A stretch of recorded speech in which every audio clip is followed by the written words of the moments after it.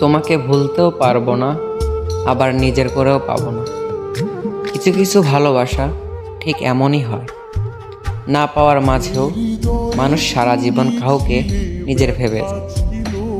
দূরে থেকেও প্রতিটা মুহূর্তে তার উপস্থিত অনুভব করে, অথচ সেই মানুষটার কাছে নিজের অনুভূতির কোনো মূল্যই থাকে না। রাত গভীর হলে আজও তোমার কথা মনে পড়ে, চারপাশে নিস্তব্ধ হয়ে যায়, কিন্তু বুকের ভেতরটা তখন হাজার শব্দেও ভরে ওঠে। তোমার সাথে কাটানো ছোট ছোট মুহূর্তগুলো বারবার চোখের সামনে ভেসে ওঠে। তোমার হাসি, তোমার অভিমান, তোমার সেই মায়াভরা চোখ, সব কিছু যেন এখনো আমার চারপাশেই রয়ে গেছে। শুধু তুমি নেই। জানো, মানুষ যখন কাউকে সত্যিকারে ভালোবাসে তখন সে কখনো তাকে ভুলতে পারে না।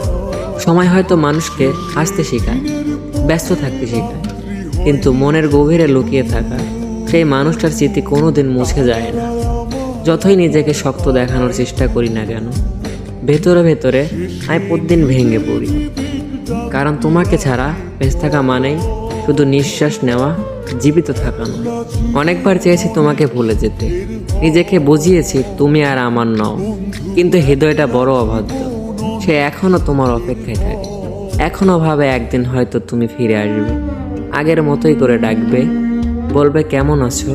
অথচ বাস্তবতা বড়ই নিষ্ঠুর।